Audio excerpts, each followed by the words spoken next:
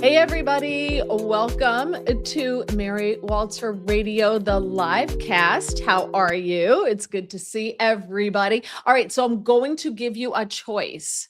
All right, we're going to have a choice about backgrounds. Great guest tonight. I'm so excited about this guest, and wait till you hear how we met. It's hilarious. So welcome to the live cast. You know what to do. If you are on Rumble, please rumble.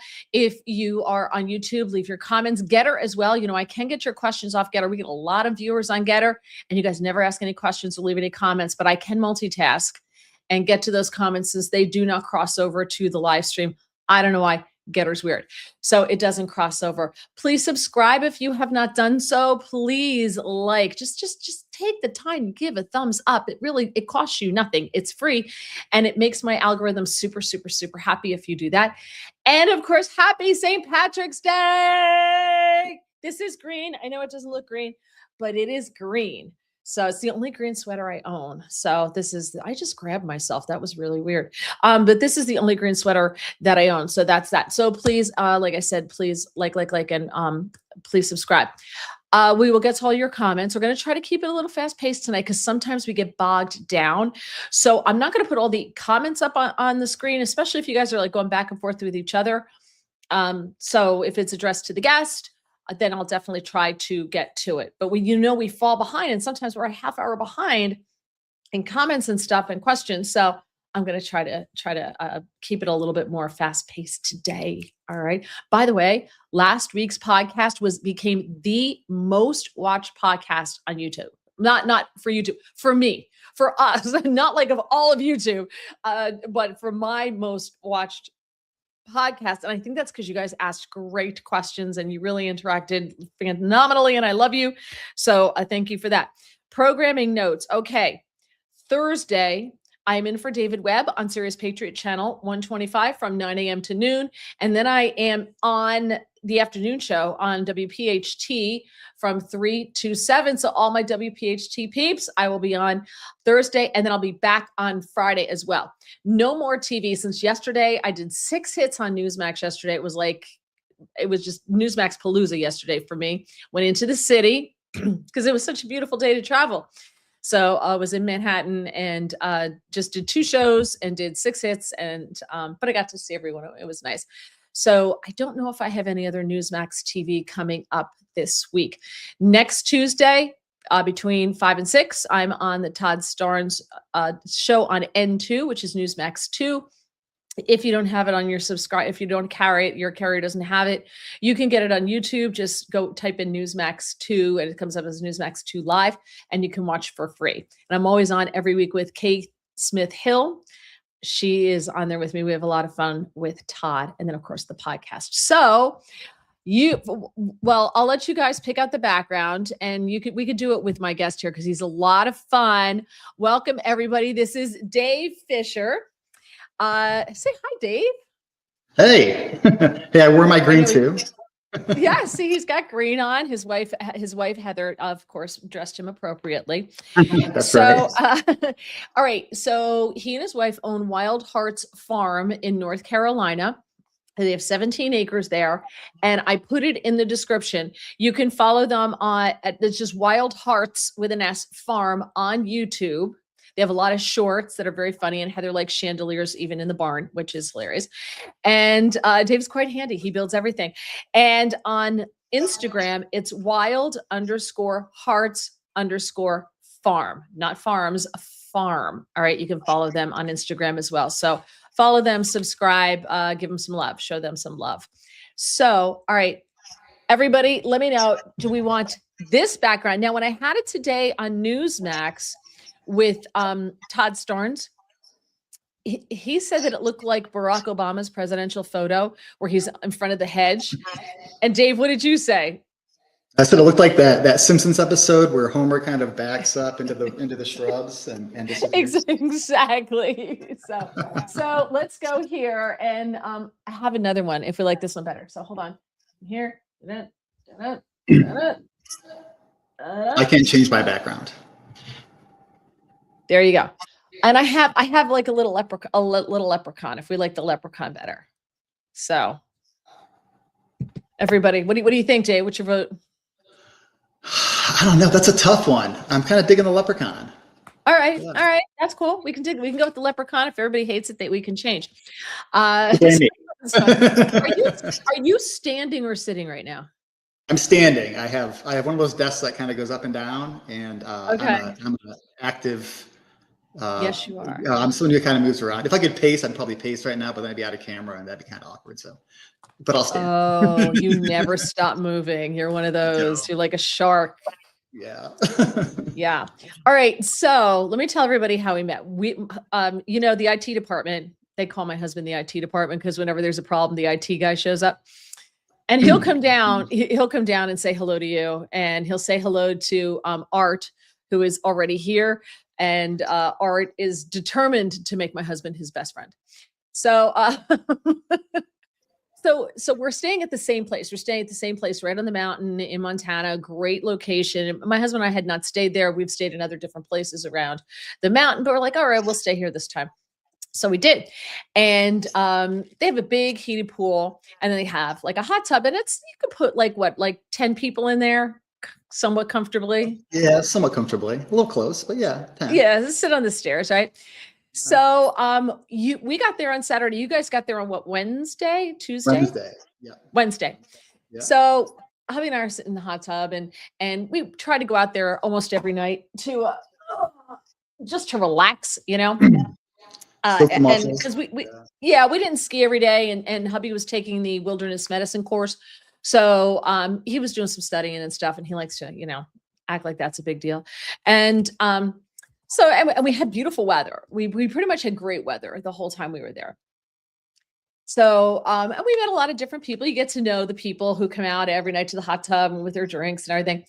And then Wednesday evening was the first time we met you guys. I think it was Wednesday evening. Wednesday or Thursday? I don't remember. Thursday. Yeah. Thursday. Okay. We got in late Wednesday, so it was we skied Thursday and got in. Yeah.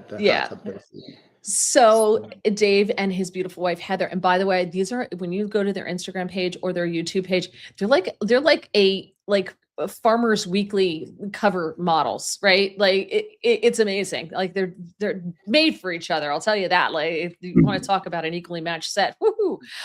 So gorgeous. So anyway, so we start talking, and you could get the vibe that we were on the same page politically, as opposed to everyone else who was there. Yeah. And hubby had his MAGA hat, and I'm like, do not wear it to the hot tub. Do not. Like, so that thing never left the room, which is weird because usually when we first started going out there, everybody was on the same page. Now you get all the Californians, and there was that couple from Brooklyn that was there, the older couple.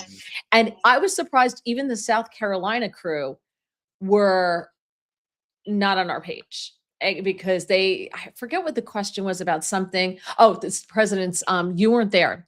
So the State of the Union, it was Tuesday. So it was Wednesday night. They asked, they're like, oh, so, what did you think? And I don't know, it came up somehow in conversation. I did not bring it up because I knew it was a minefield. And so everybody's like, oh, I stayed in. I had said I stayed in Tuesday night, and they're like, oh, why? I said, well, I wanted to watch. I did bring it up. I wanted to watch the presidents. I just wanted to watch the State of the Union. What did you think? And I said, this is the South Carolina crowd and the Brooklyn crowd. And the Brooklyn one was like, that one. I was like, oh, saw that coming. And she goes, well, what did you think of it? I said, I thought it was interesting. Well, what do you mean you thought? Well, what did you think? I said, I thought it was interesting. And that's all I gave them was it. And did you notice they did not come in the hot tub with us on Thursday? Just saying. Even though that was a very diplomatic answer, I will say. Right? That was very good. Yeah. So I can tell everybody, this is the first guest I've ever had on that I met in a hot tub. Okay. Yeah, we really enjoyed it too. It was great to meet you all. We looked forward to seeing you all at the hot tub every night. We were saying, I hope Mary and Doug are out there so we can talk, but nobody else either, so we can actually talk openly. Yeah, it was hard. It was rough. We left Saturday morning, so we were out there Thursday, Friday. That was it. And that's when we saw you guys, and that was it. Like the big conversation you could tell when it was uncomfortable was just about, so what restaurant are you going to tonight? That's right. That was the big conversation. That's the big conversation. Great. So, all right, let's see who's here. All right, Ranger's here, Survivor's here. Patrick is Scott's here. Watching Your Back is here. Mango Mush is here out of Philly. Star Driver Todd is here. Yes, I will be on the David Webb show on Thursday morning. Mango Bush, Mary coming back to 12:10. Yeah, 2 days. Thursday, Friday. I will be there from 3 to 6. They changed the time of the show. Art, God Save the Queen. Thank y'all. Ranger Sewer says, in what town in North Carolina is your farm? I don't know if you want to say. It's up to you. It's just outside of Wilmington, North Carolina, right on the coast. Okay, nice. Kate is here from Ireland. So, Kate, happy St. Patrick's Day. Art likes the Irish midget background, so he likes that. Todd says, hi, Farmer Dave from a former farm kid. Let's see. Oh, here you go. Greg, I've seen some of your content, Mr. Fisher. You've planted many crops. What do you folks do with all the food? Consume a lot of it ourselves and love to, give it to our friends and family. Do you have kids? We do not.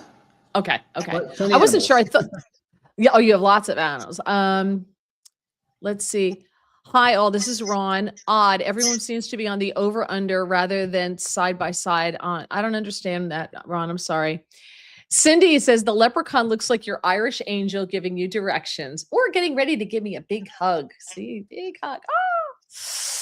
All right. Sal is here. Sal, he wants to know if the IT guy wore his MAGA Speedo to the hot tub. That would look way better on Dave than on the IT guy, okay? Here, a hot tub live cast. That would have been funny. That would have been very funny. Mountain in the background. Great. Yeah. Rebecca said, everything, Mary. Evening, everyone. So that's for Rebecca. Oh, I should show you what she made me. These insane. She knitted sneakers. Like, it's insane. I brought them out when she first sent them. And Farmer Dave is from North Carolina. Bonus. Ranger says, thank you. I had family living in Wilmington and moved to the sticks. So there you go. All right. So let's do this somewhat systematically. When we first started talking to you, we knew you had a farm. We had talked about that. But you mentioned, and as we're talking to you more when there was no one else and we could talk like normal people and didn't have to discuss food, you said you were 82nd Airborne. And I'm like, wait, what? And what was my first question? Wait, so you jumped out of planes voluntarily? What made you decide that's what I want to do? I had military service sort of instilled in me at a young age. My dad served in the Army during the Vietnam War. My grandfather during World War II. I joined right out of high school. And talking about jumping out of airplanes, I did all the testing, and then you can kind of pick your job. My recruiter sent me back there to pick his job. He was an engineer, and he thought, listen, you've tested high enough, you can do whatever you want. So, think about what you want to do. And I went back, I picked my job, I came back out, and he said, well, what'd you pick? I said, Airborne Infantry. And he said, wait, you could have picked anything. You picked Airborne Infantry. I was like, yeah, it'd be great to jump out of airplanes and blow stuff up. I can't think of a better time than that. So it just seemed like a really awesome, exciting job to do for a while. So that's why I picked it. So was this right out of high school or out of college? Right out of high school. Yep. Okay. All right. Mm-hmm. Okay. So you jumped out. Now, did you, I guess, what were the years that you were in there? Were there any major actions that went on during that time? There were not, actually. There were no major actions during that time. It was late 90s to 2000. So right before a lot of action started. I had some really cool experiences though while I was in. I got the opportunity to train down at Fort Sherman, Panama, which that base actually moved to Puerto Rico now, but I trained at the Jungle Operations Training Center. Talk about a really cool parachute descent. I got to jump out of the tailgate of a Chinook helicopter. That's the twin blade helicopters. The twin blades, yeah. Right over the Panama Canal. So this was before the age of cell phone. So I had you remember I'm definitely aging myself now. I had the disposable Kodaks, where I Okay, had honey, my, I remember when Polaroid, well, I was a child when Polaroids first came out, all those pictures disappeared. They're all black now. All those yeah, pictures are gone. yeah. So, So I had my disposable Polaroid taking photos of the locks from 1,500 feet. It was really neat, and I actually took a selfie. It actually worked out too. I was like one of the first to take a selfie with a disposable. I wow. still have that picture, but yeah, that was a ton of fun. I got the opportunity to train with the British One Para over in the UK, and I was able to. I was awarded their jump wings as well, so I jumped with them and trained with them for several months. So a lot of really cool experiences while I was active. That's great. That's great. But adrenaline junkie, clearly. And it makes sense now that you say you can't stand still. So it totally makes sense. Totally makes sense. All right. So you decided to do that. And how long you were in, you said for 10 years, right? You're in for 10 years. So And then I was why four leave? active. Yeah, I was four active, and then I was actually six with North Carolina Army National Guard. So Oh, okay. yeah, so after my active duty, I moved down here to Wilmington, North Carolina, where I attended UNCW, the University of North Carolina, at Wilmington, and I also served in the North Carolina Army National Guard. So and that's when I deployed to Iraq for OIF II. Another interesting tidbit of information: our unit in the National Guard was the first unit to deploy overseas to a combat zone since World War II. So we deployed in support of, Wow. yeah, Operation Iraqi Freedom 2 right after that first initial invasion. They use the National Guard for overseas deployments all the time now, but prior, Right. after World War II, they didn't. Everybody was here to protect the homeland, and we were the first. And it was a bit of a shock, but it Surprise. wasn't. Yeah, exactly. So Surprise. the way the National Guard is, it's your 1 weekend a month, 2 weeks a year. Well, we did our 2 weeks at the National Training Center down in the deserts of California, doing desert warfare.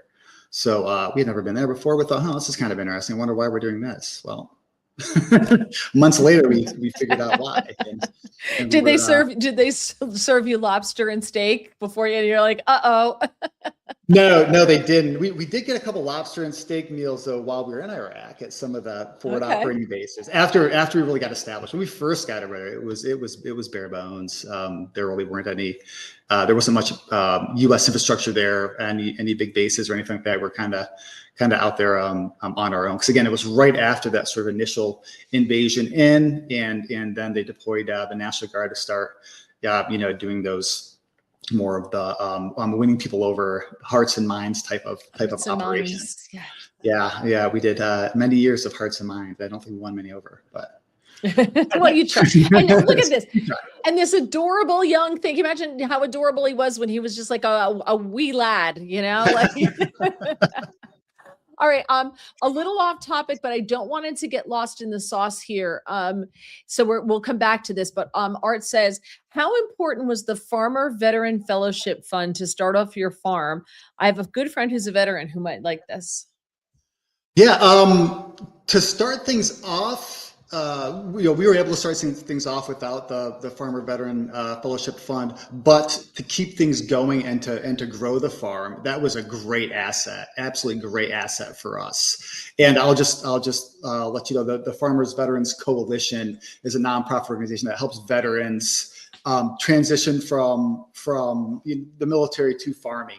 And they have a grant that you can apply for. And I applied for one of those grants last year, and I got it. And this grant was to help build the infrastructure to begin raising pork using rotational grazing practices regeneratively on our farm. So, great organization. And yeah, the Fellowship Fund is a great fund. And for the gentleman to ask a question, feel free to reach out on YouTube. And I can help anybody if they're, working on the grant itself. Yeah, and you can find him on YouTube. You can find him on YouTube at Wild Hearts Farm. All right. And then same thing on Instagram, but there's just an underscore between each word. So wild_hearts_farm. So thank you for that. Let's see. Star Driver wants everyone to know if you're seeing the pictures stacked, 1, 2, He says, close out the page and sign back in, it'll be correct. That means if you're watching on YouTube, when you choose, you can either do it that way for your cell phone, or you can watch it horizontally. Just choose the right one. We go through this every week. It's not that hard. So there should be, like, when you go to the page, there's like a little, looks like a little camera, and that means that it's the vertical one. So if you want horizontal, you can go back and just try that. So, okay. Hey, Paul is here. Paul. Hi, Paul. See, Herman says, I really would, if IT department had worn a MAGA Speedo in the hot tub, then it would really have been a hot tub. It would have been an empty tub, but sure. Ranger Sewer says some of the best cadence is from Airborne. Don't know what that means. A cadence is a sort of a rhythmic song you sing while you're marching or running. So left, right, gotcha. left, right, you know. Yep. Seen it in the movies. Look at that. Oh, look at that. Paul's got both channels going side by side, the side by side and the stacked. Thank you so much. That we love. Mangle wants to thank you for your service. I think that's wonderful. Appreciate that. Yeah, thank you. Sal wants to know, did you ever jump out of the tail end of a USAF Sikorsky Super Jolly Green Giant? That I did not. I think the biggest plane I jumped out of was the, let's see, what was the Globemaster? The C-131? No. And it was called the Globemaster. It was actually a test plane at the time, and we were one of the first to jump out of this plane. And what they didn't realize when you jumped out of the plane is they needed a longer jump line, a longer static line. So when we all jumped the first time, the static lines would actually pull your chute for you in the combat type jumps, because you load up with so much equipment, you can't pull it yourself really. So it's a line that connects you to the inside of the plane. When we jumped out of the Globemaster for the first time, we all went flying off out into the atmosphere because the line was so short and pulled our chutes open so short, we got caught up in the backwash of the jet itself, of the plane itself. So that was an interesting one. And they realized you have to have new chutes with longer static lines to be able to jump out of this very large plane. Could someone not have done the math for that ahead of time? I don't know. I feel like they usually let us kind of figure it out for ourselves, or they're just like, hey, just let them jump. We'll just figure out what went wrong afterwards. We were very expendable. No. Yeah, no. Sue's also in Philly says, happy St. Patrick's Day. Cindy says, I keep making you blush. I'm sorry. I don't mean to do that. No, not at all. Hermit also says, thank you for serving. Now they're going to do. Here you go. Mangle says, yesterday I held the door for a state trooper. He said that he said, I think, thank you. I said, no, thank you, sir. He didn't expect that from a long-haired looking like me. A C-17 Globemaster. C-17. There you go. We have quite a few vets who are here. Yeah. Awesome. All right. So you decide, I'm done. You know, you did 4 and 6, and it's like 10 years. So you move on. Now, wait till you hear what he did when he moved on. You move on, you start working for the government. I do. Right. And you're in like research, pharmaceutical, food stuff, this, that, the other. I'm like, so what did you major in college that gets qualified you for this? I actually, when I was in college, I actually majored in international business. So it wasn't a biology type degree or anything. And the reason I got that job was the one actually before that. So when I first got out of the military, now my deployment to Iraq was right in the middle of my junior year in college. Yeah, my junior year. So I got pulled out. I came back, I finished my degree, and I started working in the defense industry first, for a really cool company out of Southern California that developed and distributed non-lethal weapons to the military. So it was that was brand new. This was actually really neat. So when I served in Iraq, we didn't have any type of escalation of force. I guess I mean, all we had was lethal force. We had no non-lethal force, and we're in a battlefield now that was just surrounded by civilians. intermingled with, an insurgency. And there were a lot of civilian deaths when I was in, because we didn't have any of these non-lethal weapons. So I started working to help develop and then field non-lethal weapons to the soldier, which was a really, really cool job for me. And it was a really impactful job. I really felt like, I saw a couple times firsthand some pretty sad things happen with civilians, and I know that the soldiers that were involved in that, it weighed on them for their entire lives. So to be able to develop and field these types of weapons, non-lethal weapons, to help out with the soldier was just really impactful for me. Yeah, no, I can understand where it would be. Absolutely. And the mental toll that is just, and I'm so glad that we're past like what our grandfathers went through, or great grandfathers, World War II, wherever it happened. My dad's a vet, but he fought the Battle of the New Jersey Turnpike driving to Fort Dix. So that's what my mother said. She goes, "Your father fought the Battle of the Turnpike." So because as kids were like, "Daddy, did you ever see war?" And my mother would always be like, "Yeah." That's great. But they never said anything. They suffered in silence, right? Like they just came home, got over it, and just carried on. And there's something to be said for some of that.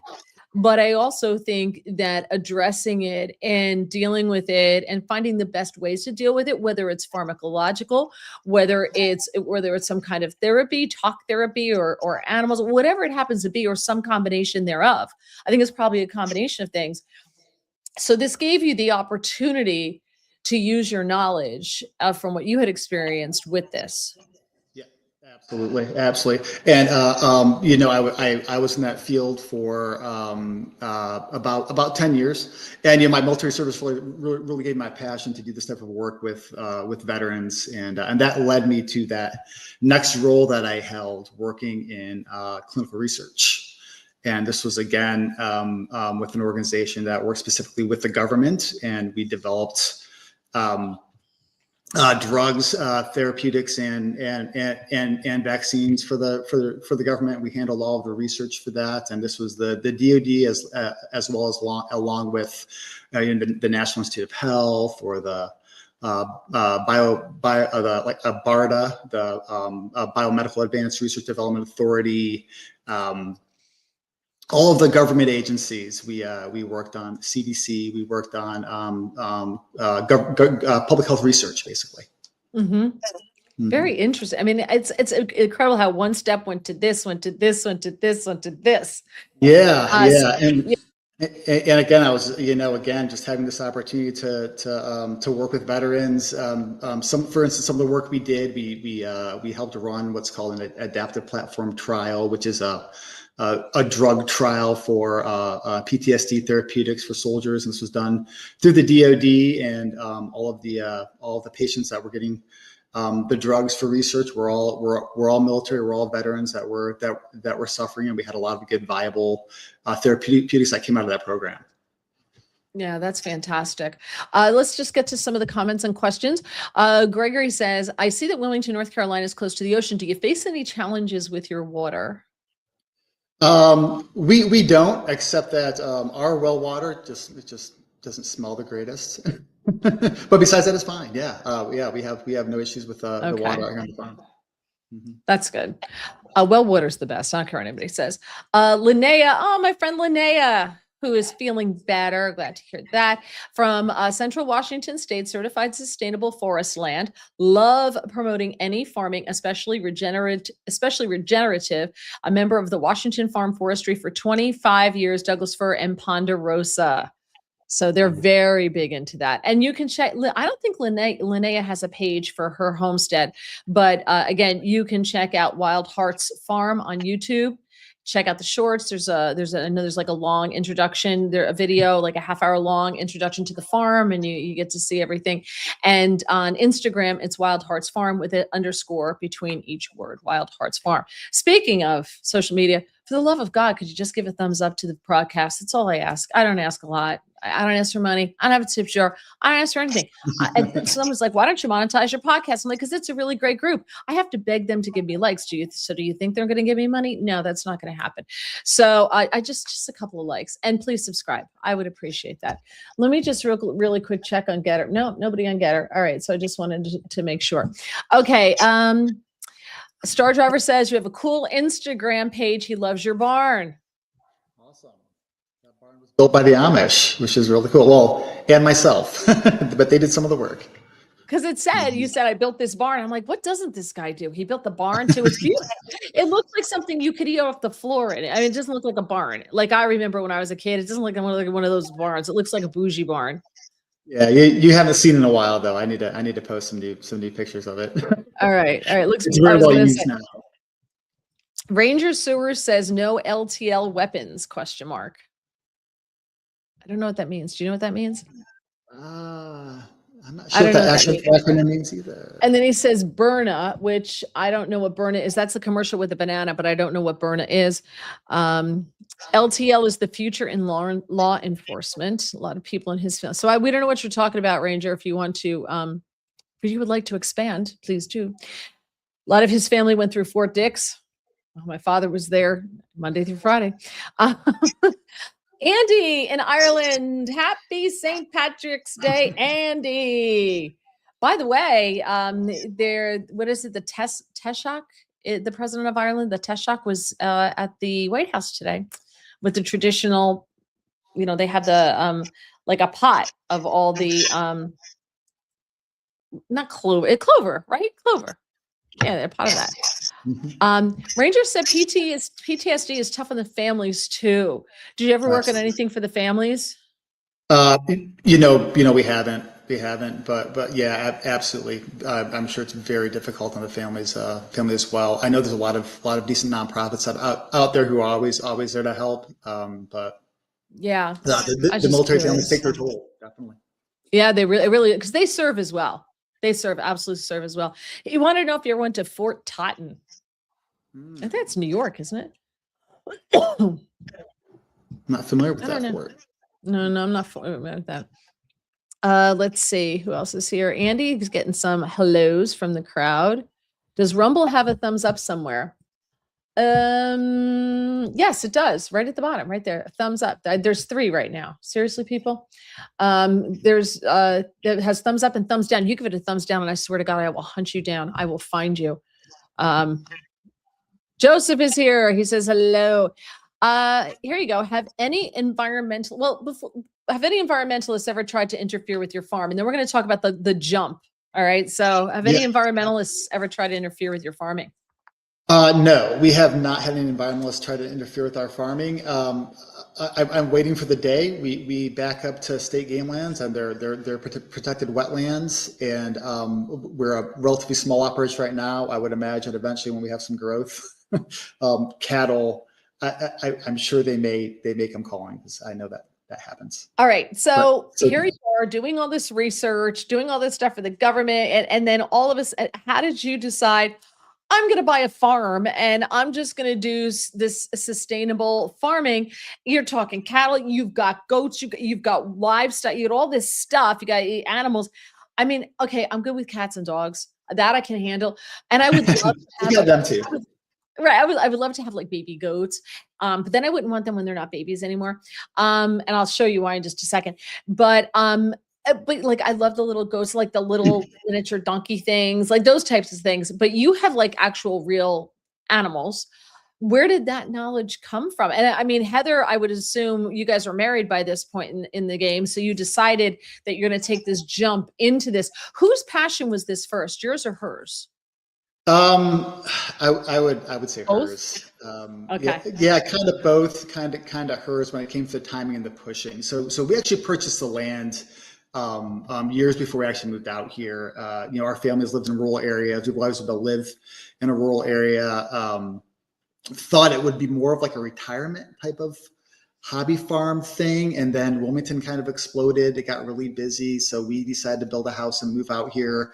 Still didn't really think much about farming or animals, but we moved into our home in February of 2020. So that was days before COVID just shut everything down. And we were here, we were both grounded. We used to travel a lot for work. You know, we were both working in our offices here, and we had a lot more free time. And what really started the gateway drug to this is chickens. So what really happened there you is go.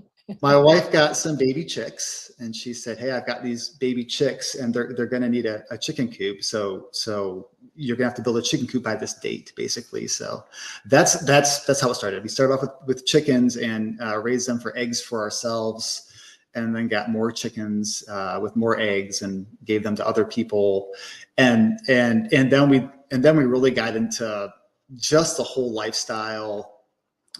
You know, trying to feed ourselves, trying to become a little bit more sustainable. And then COVID was a big driver as well. I mean, we saw what happened to the food, the food chain, and people, people running out of food in the shelves. And we're like, we have all this land. Let's try to become a little bit more sustainable. Let's see, and a lot healthier as well. That's something. My wife was a vegetarian for a while, only because she didn't like the way animals were raised and with the factory farming, and thought it was inhumane. So she has no problem with it when we raise them ourselves and dump a lot of love and care into them and have them raised on pasture in the sunshine with all organic feed, grass, the way God intended them to be raised. So the wife kind of pushed me, not push me, but nudged it just me happened. It was perfect timing. Everything happens for a reason. So there was a reason. The dominoes were in place, and they just needed to be tipped at the right time, and that happened. 100%. Yeah. See, I could not. That's where I could not do sustainable farming. I would starve. I could eat the eggs, but I would die of heart failure. But like I could never like kill a chicken or be like, no, that was Sam. Like I can't. Like I'm that person who names it and like, oh my God, I'm gonna love you and hug you and you're gonna grow old with me. Like I couldn't do that. I can't do it. Well, we do a couple rounds of poultry for meat, and those are birds that are raised separately from our egg laying flock. And I had to tell Heather very early on. The first time we did it, I said, listen, you can't name these chickens because we are going to process these chickens. We're going to eat these chickens, so you can't. And I saw her one time. We raised them on pasture in what's called a chicken tractor. I saw her inside that chicken tractor when they were small and petting them, and said, Heather, don't play with your food, okay? Quit playing with your food. So I really had to kind of keep her separate from from the animals that we actually produce and then process to eat. Yeah, but she's come a long way. Okay, all right. Well, if a long way from the chicken coop, which by the way, there's a short on YouTube about the chicken coop. Go check it out. The first thing that was built, and it looks like this little. Just I'm not going to spoil it. Just go check it out. All right. Just. I have to get an Instagram account. I don't have Instagram. I've been trying not to do it because I need people. I'm so busy with work and then trying to post everything on social media and keep up with that and everything else. I'm like, I need people, and I don't make enough money for people. And then I'm like, I could do that myself. But yeah, check it out on Instagram and on YouTube, Wild Hearts Farm. Let's see. Berna is a pepper ball shooting handgun. That's what it is. Okay. All right. Okay. We've seen those, definitely. Hopped up paintball markers for law enforcement. Yeah, but the problem is these people get marked with it. Like Japan puts blue dye in the water when these people when they do their insurgency. Like if they were acting the fool the way they are in Minneapolis, which they've calmed the hell down. Have you noticed that? They've calmed all the way down. I don't know what's going on. But when that was going on, Japan just sprays them all with water. And then when you get this indelible blue dye that doesn't come off for days on your skin, they just round you up. And that's it. But in this country, we round you up and give you a lollipop. So it's not even worth the waste of my tax dollars. So okay, let's see. Joseph. I am living proof of that. Burn it. It says non-lethal. Okay. Art says, we have 26 acres and I'd love to have goats for not much else than grass and vine management. Wife says they'll jump on cars. I have a Mercedes. If they did that, I'm having cabrito. I don't know what that means. Yeah, we've used our goats to clear portions of our land, and besides that, they're good for Instagram fodder and not much else. But yeah, grazing and clearing of vines and all the Chinese privet, the stuff that you don't like, they're fantastic for that.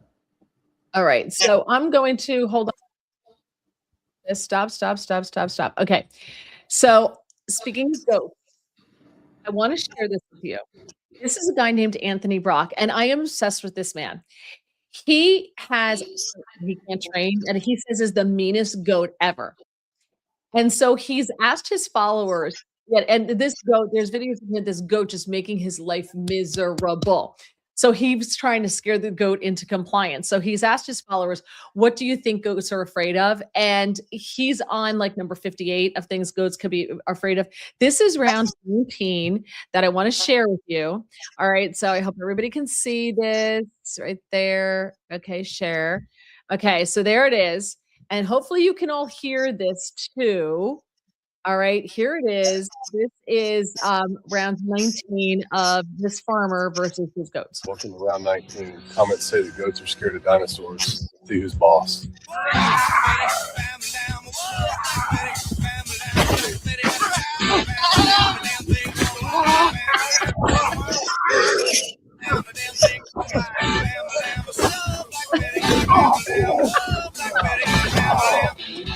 You guys have terrible ideas. What's next?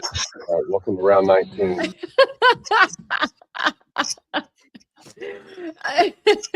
Listen, I have never been gladder that my wife got pygmy goats instead of full-size goats. So. He's got one where somebody tells him he's afraid of Godzilla. There's one with Godzilla. He puts on all this padding underneath, obviously, because I'm sure this guy doesn't have one bone that isn't broken. Let's see. What is this? Here's another one. I'll share this one. Add to stage. Okay, this is his thing. Here we go. Where is it? Oh, no, it's not going. Oh, that's just to show United Healthcare fixed benefit plans. There's an ad there. So he said the ad placement was perfect. Where is it? Oh, here's one where he's. Hello and welcome. There we go. To round 25. This comment has over 5,700 likes and says that goats are scared of chickens. Let's see who's boss.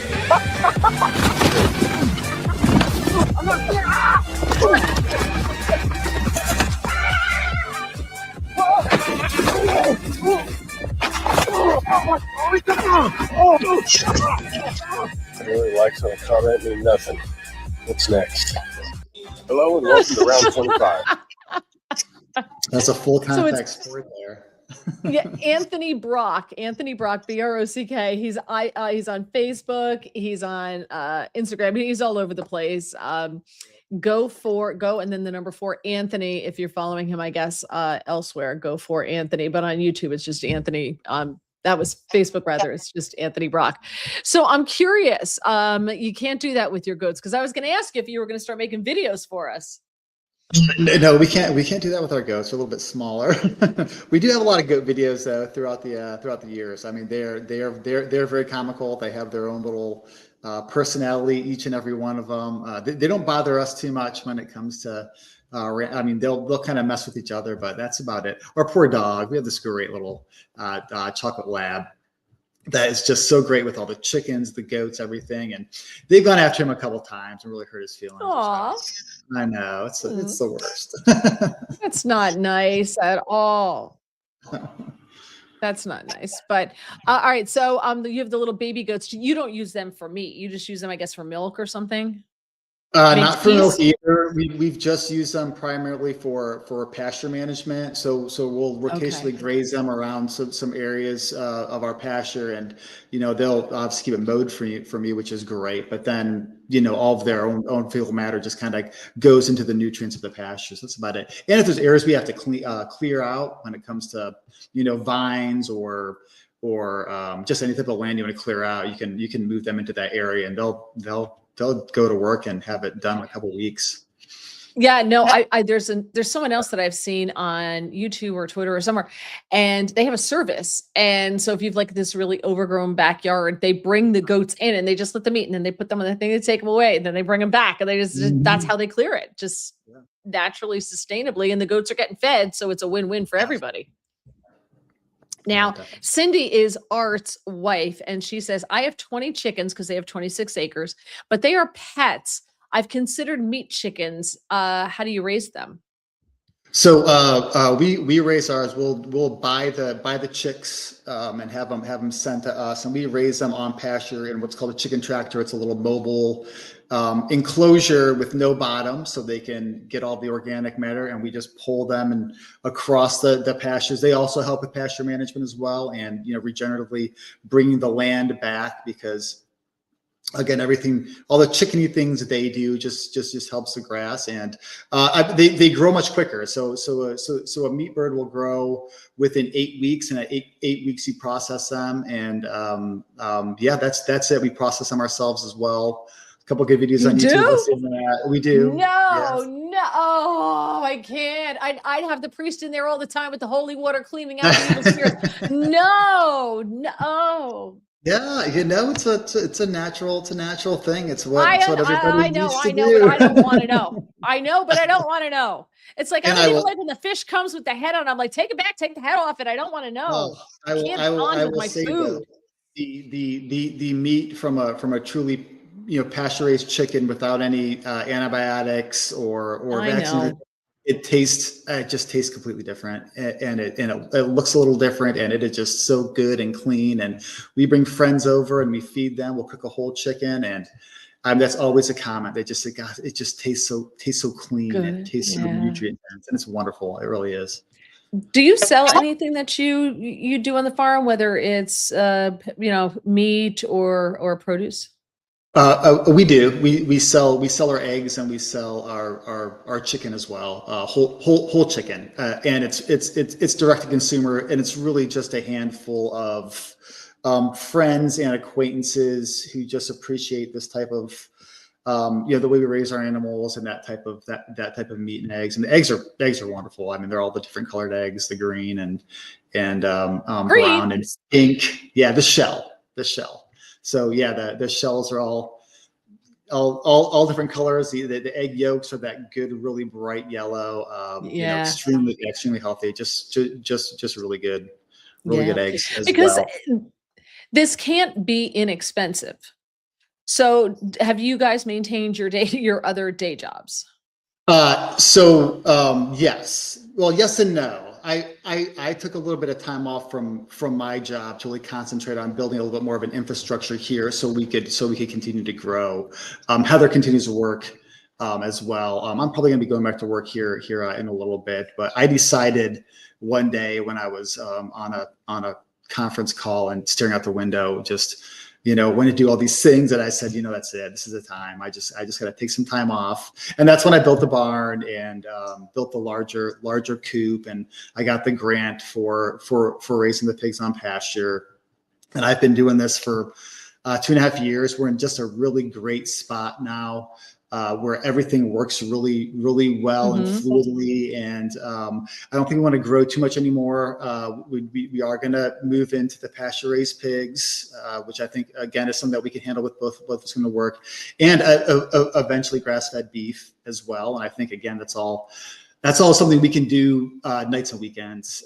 Again, we're active. We are just so incredibly active. And but listen, we have friends with kids who love to come out here and experience all this. And people reach out. People say, hey, I mean, I'm so impressed with what y'all are doing.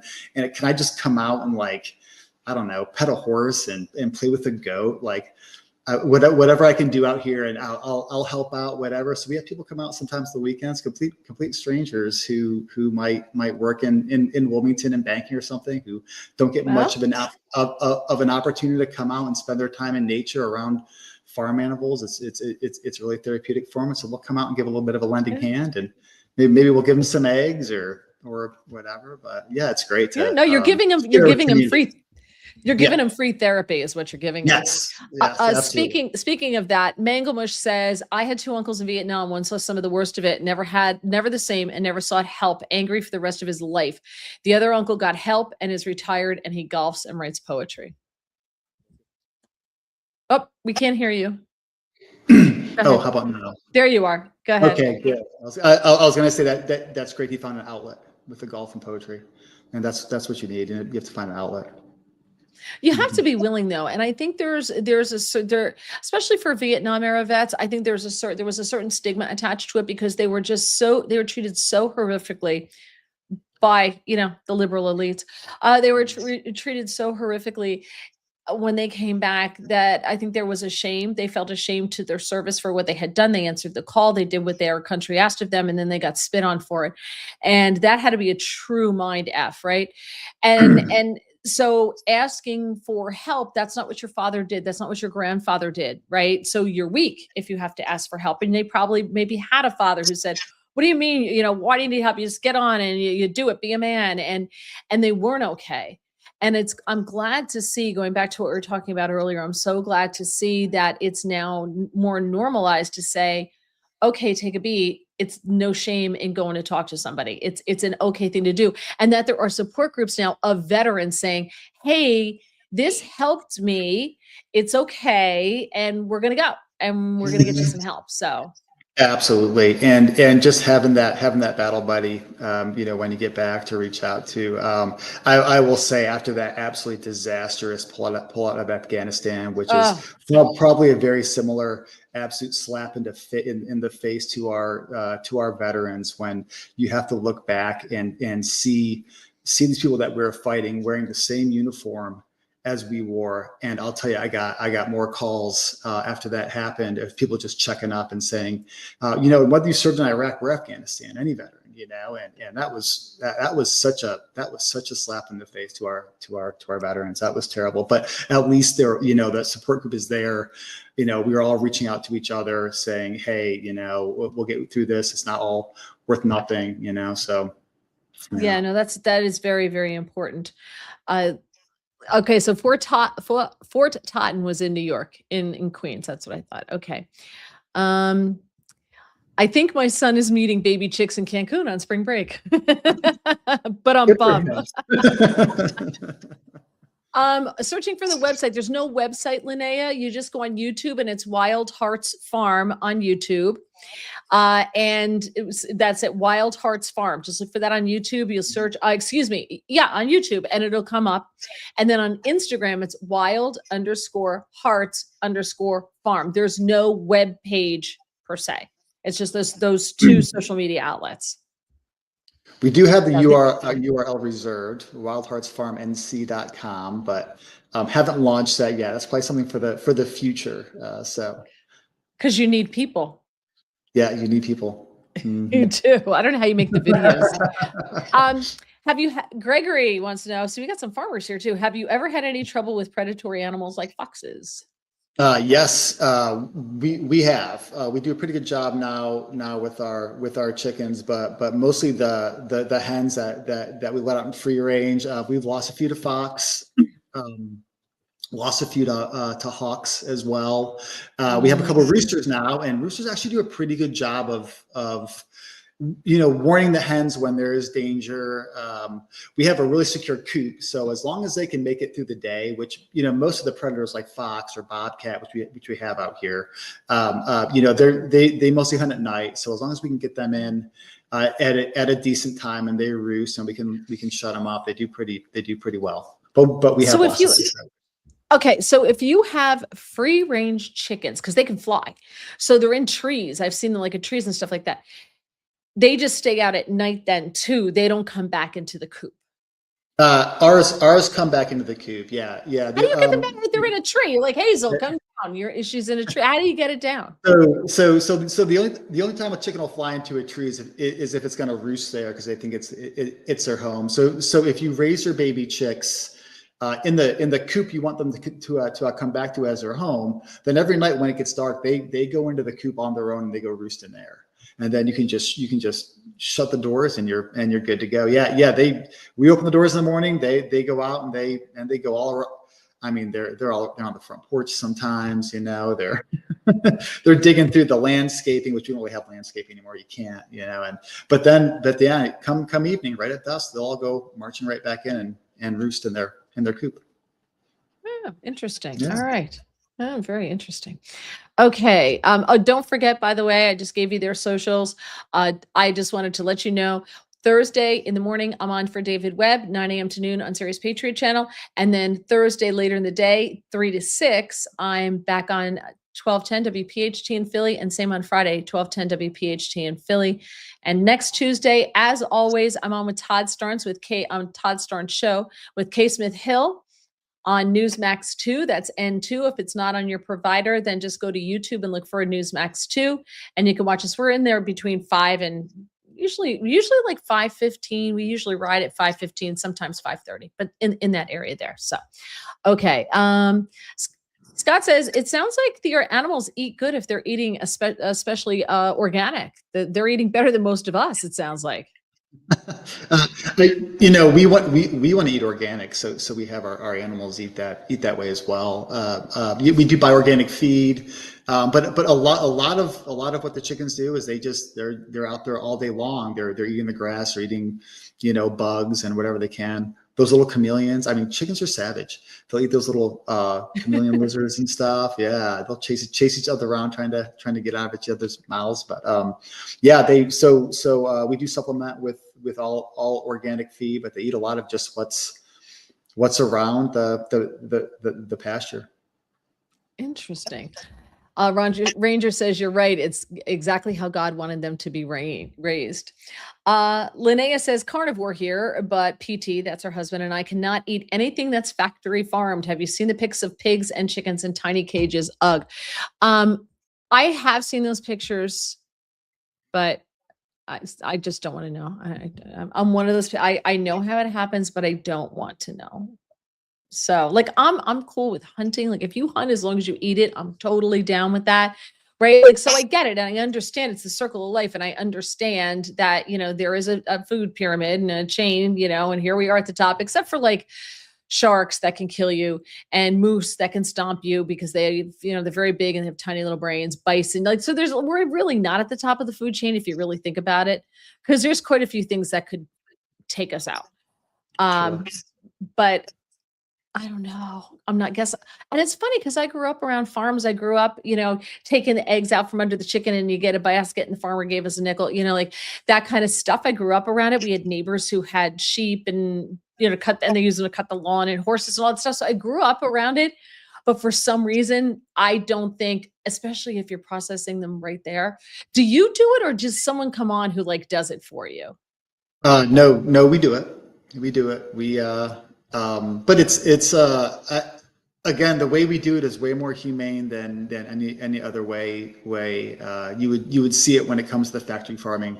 Like the last individual said, these little cages. I mean, that's what we want to see things go. We want to see that type of farming go away, and we would love to see it only chickens being raised how chickens are raised, how should cows on pastures, not in concentrated feedlots, pigs out raised on pasture too, the way we're going to do it, and not in these tiny gestation crates where they just pump food in them, fatten them up, and then slaughter them. It's a terrible life that they have to live there, and you can't, that's all kind of going into the meat and the food, and sure the chemicals, the body that they produce. Mm-hmm. How did you learn how to do all this? I mean, you seem like you sleep like 4 hours a night because you both work day jobs and you're running an entire farm and we're going to get elephants. So, and we just learned it. Like, how did you learn all this stuff? Yeah, a lot of it's on YouTube. Watching a lot of videos, talking to others. I mean, we've had other people who do this around the area, and they've come out and we've gone out to them and kind of watched them do it, and they've kind of helped us out a little bit. But yeah, a lot of it's. I mean, the knowledge base is definitely out there. Heather's Instagram. I mean, she's learned so much from others who have done this before her. through Instagram and making those connections there as well. So, but really, it can, we want to be all sort of community based, where people kind of raise food, they can barter and help each other out, and you can learn from each other, and I like that. For a conservative, you're sounding like you're living in a commune with Bernie Sanders. I know, but it's changed. It's like the most conservative people now seem to be the homesteaders, the ones who used to be the liberal commune folks. The hippies, right? Exactly. Well, that's because you're a prepper. That's right. That's right. Yeah, we're trying to do this so we don't have to be, living off of the government, right? All right, when it all goes sideways, we're coming down to you. Ranger Sewer says, come on, people, subscribe to the Queen. Yes. And by the way, the reason it says the Queen, for those of you who may not know, or, and I know Dave doesn't, my friend, the guy who does the graphics for us, did the ad block for you. His son, I had the Queen up here as a joke, and his son watches every podcast and every time I'm on TV. So it has to say the Queen, or else Zachy cannot handle it if it doesn't say the Queen. So it will always say the Queen for Zach. So there we go. Mango Mush used to clean a chicken coop when he was a kid. He said it's nasty. Never had to clean the chicken coop. Herman says, I asked you about environmentalist interference because my friend's landlord tried to cut down a tree that might damage the roof, but an environmentalist got a court order stopping him because of birds' nests. Well, so then just wait until after the birds leave the nest and it's abandoned, and then you cut the tree down, right? Like that just seems like a simple answer, right? I remember when we would train out at Fort Bragg, there were certain trees with white rings around them painted, and that's where the red cockaded woodpecker would be seen. And if we were out there training and we saw these trees with the white bands around them, we had to vacate the area immediately because of this endangered bird. So yeah, these environmentalists, they can really go far. Yeah, well, listen, if there was nesting birds and they got a thing to stop, first of all, if you're cutting down a tree on your property, I get it, you don't want to crash into the house. But if there's a bird nesting birds, then either move the nest, which is probably not good, or just let them nest, have a couple of months, and then cut it down. That's true. After spring, they should be gone. Yeah. Linnea says goats are amazing for firewising in forest land. Cleaning out all the underbrush, I would assume, right? Interesting. Yes.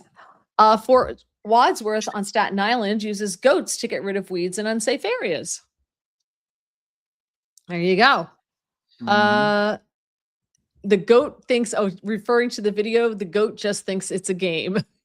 There was one where someone said, I bet you the goat's afraid of Godzilla. So this guy made like a little cardboard city, and he's got a big Godzilla outfit. And he squishes the cardboard things and then lets out the big Godzilla roar coming from a speaker. And I'm not going to tell you what happened, but you can guess, but go watch.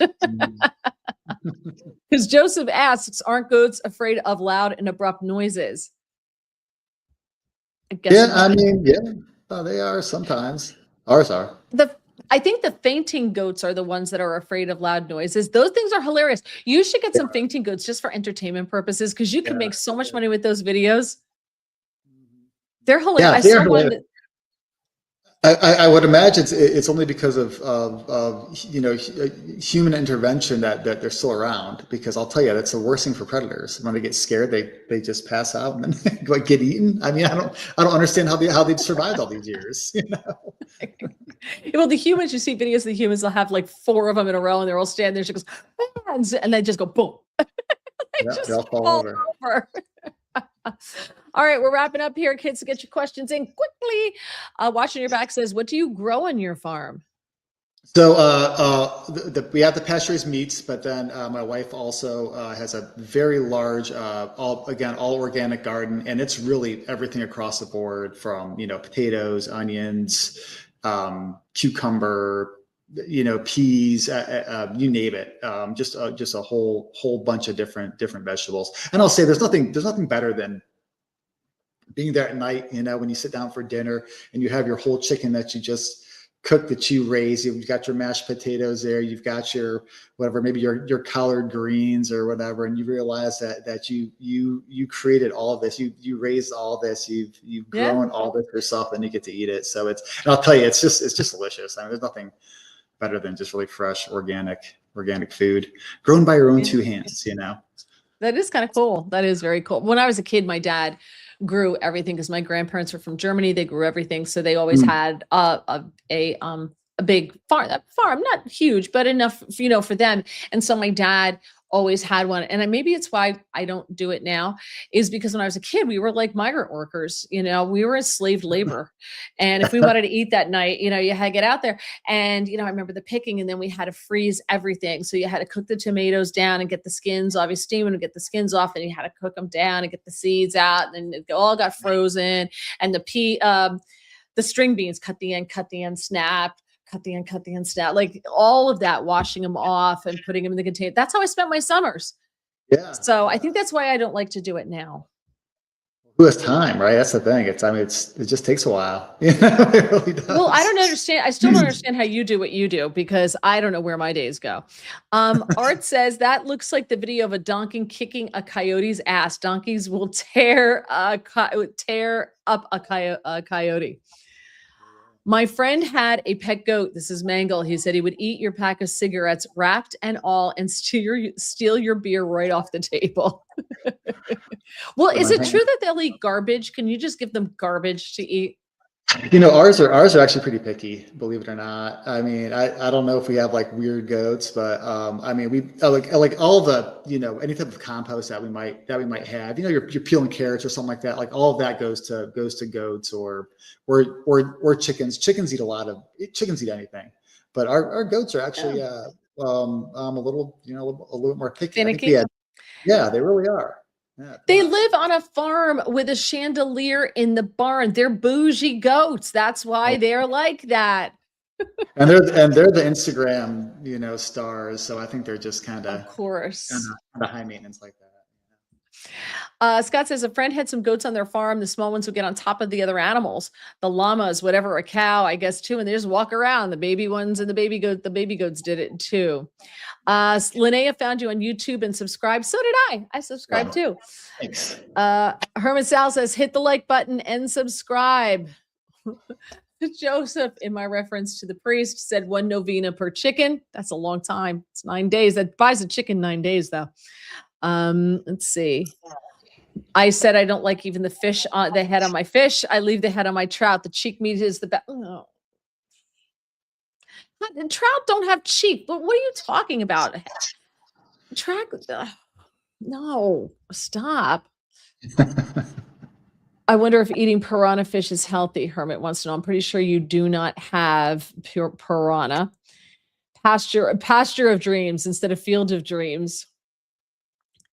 Star Driver grew up on a hog farm in Iowa, had up to 1,500 head of hog on the farm at a time. Baby pigs are so funny and cute. And then they become bacon. That's why I can't do it. The bacon is tasty, but that I would just remember this cute little pig. I couldn't do it.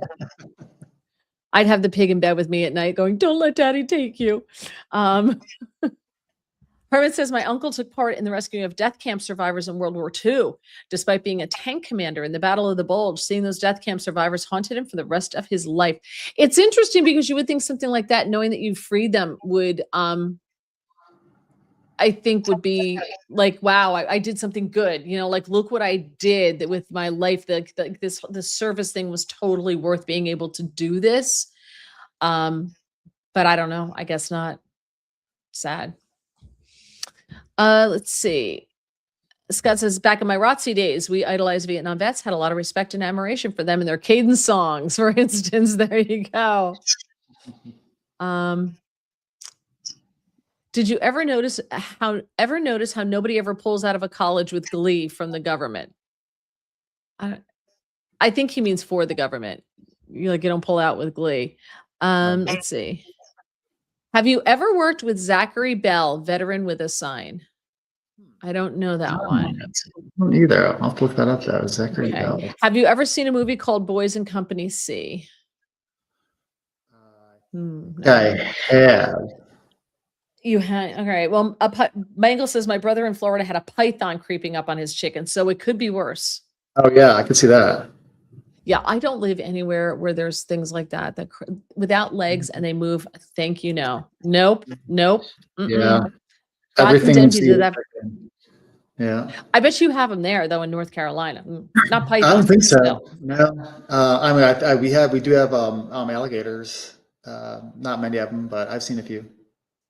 But no python. I try not to live somewhere where there's stuff that wants to kill me. Like I'm at the Jersey Shore. Other than New Yorkers, really, there's nothing really here that's going to try to kill me other than a New Yorker. So I think, and we had a tornado warning last night. I don't know if anybody else lives in Jersey got that last night. Scared the Jesus out of me when that EMS thing went off. I was like, what the holy hell? So I jump up. Hubby had the earplugs in, so he's like he's ready to go get the shotgun. He's like, what? And I'm like, no, it's a tornado warning. And there was one on the ground by Fort Dix, by Earl, whatever, by Lakeland, by the Air Force Base, the Air Force Base at Fort Dix, okay. And it's on the ground with rotation. And I'm like, in Jersey, what the hell? And what does? He's yelling at me. I can't hear him. But anyway, it was on the ground. And so the two of us, he's on the National Weather Service, and we're like, oh yeah, it's coming right towards our area. Oh, all right. And I'm like, well, what do we do? He's like, and then the wind's picking up. It's like really super windy. And I'm like, maybe we should get the cat and go in the basement. Maybe. I don't know. I know what to do in a hurricane. I can do a blizzard. We did earthquake not that long ago. We had a pretty good earthquake here not that long ago. I'm like, tornado's totally new to me, although I did live in Texas for a little bit. But then it all dissipated and broke up, so it was all fine. Scared the bejesus out of me. So that's pretty much all that can kill me here is the weather. And you usually get enough warning that if you can beat feet and be out and everything. Let's see. In private, you call Newsmax to the deuce. No, we do not. Cindy says, I lost 4 of my hens in the middle of the day in my backyard to a huge female bobcat. Mine free range, but I limit their time during February and March when the foxes are trying to feed their babies. Yeah. No, it is the circle of life. Mm-hmm. Ron says, this is so distracting. Dave, you look like someone I'd love to ski with. Ron skied with Olympians. Like Ron is like and he worked at Bell Labs, so he's like crazy smart engineering type guy. He says, you have that look. You do. You have like the surfer look or the skier look. You absolutely do. We probably wouldn't be able to keep up, but I'd try. Let's see. Herman Sal says, what makes organic food organic? I never saw any internal organs in that food. Just joking. But he wants to know, what makes it organic?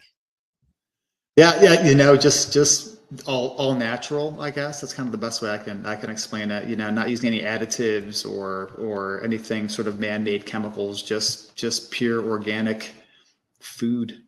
And that's about it. All right. Linnea, they buy chickens for the freezer from a local farm. Yep. Well, when I was a kid, that's what my mother did. My mother would go to the farm and we would get it. It would all come wrapped up in the white butcher wrap. And it'd be chickens and this and that and half a cow and pigs and all that stuff. I never bought meat from the grocery store. I had no idea how to buy meat from a grocery store. No clue at all. Yeah. So Sal says, this is incredibly interesting. Thank you. It's because he's an incredibly interesting guest. Let's see. Oh, the show cannot end until you know who says hello. Are you listening? Your boyfriend wants to talk to you. All right. But he's coming. Hear me. Bunny Hugger shouldn't worry about the guy's tree. It's his property. Goat cheese. See, you should get into goat cheese. I love goat cheese. That stuff. I'm a big fan as well. But then you actually have to milk the goats, and it's something you have to do every single day, like regardless. Like you can't skip a day. Yeah. Yes, and you can say hi to Dave too. Who do you want this? Or you can just say hi. I can just say hi. Hey Dave. No, Doug, how are you? Nice and to Art, see you. hi to Art, because Art will be very upset if I don't say hi to him too. He looks exactly the same, except he doesn't have a baseball cap on. Yeah. And hi, Heather. That's right. She's not there. She's not there.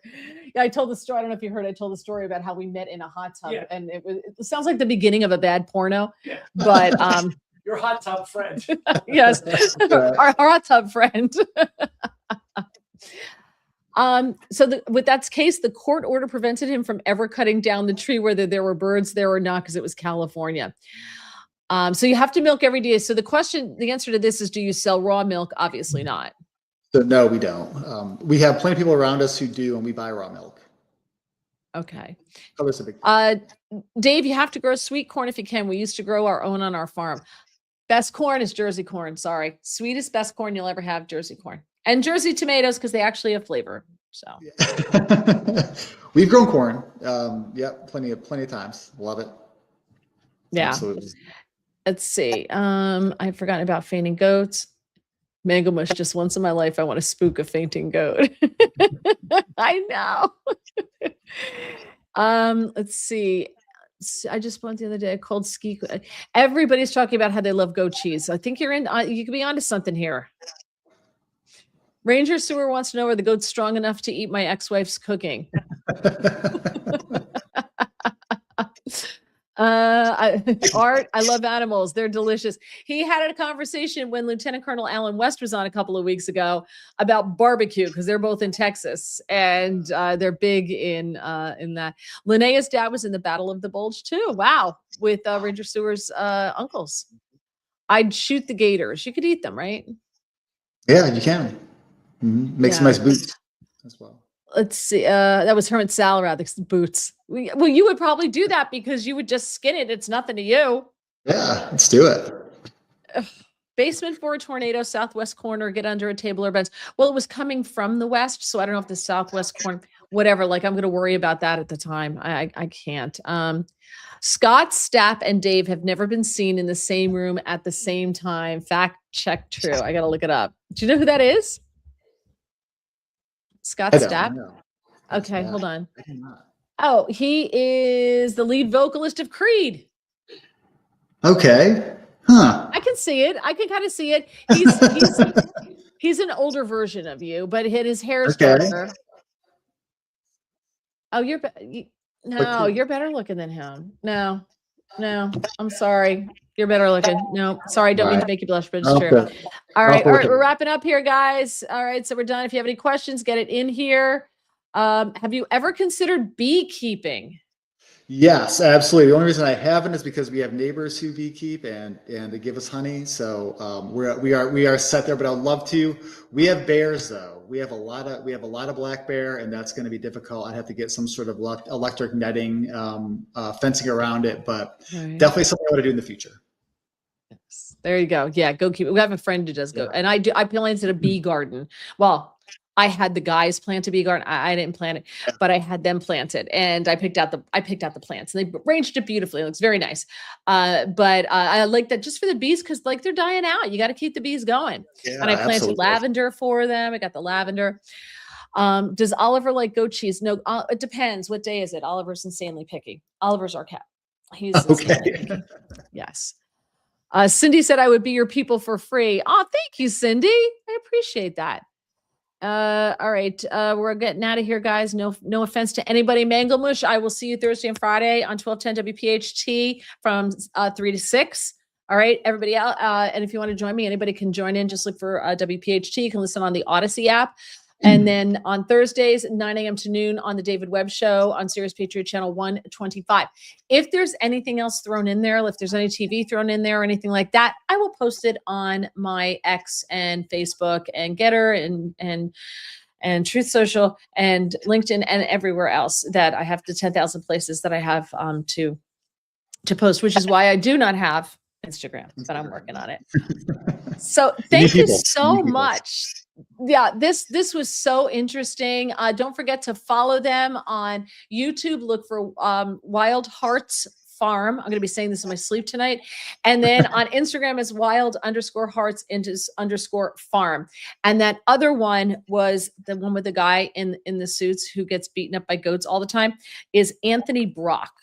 Facebook. I will tell you, I think he's military or former military, because he's always in like a tight green military shirt and he's got a lot of military clothing and he's buff, like he's built, because he gets beaten up by goats all the time. Yeah. So that may be that. So, all right. Well, we really look forward to you coming back. All right. And we maybe will Awesome. have Would the love lovely to. Heather with us. All right. She would love that, definitely. And thank you so much for joining us, and have a great night. Go run around somewhere. Go do something. All right. Thank you very much, Thanks. Mary. It's All wonderful right. to see Take you care. again. Bye. Absolutely. Bye. All right, everybody. Have a good one. Thank you so much for joining me. God bless, and have a great rest of your week. Appreciate you being here.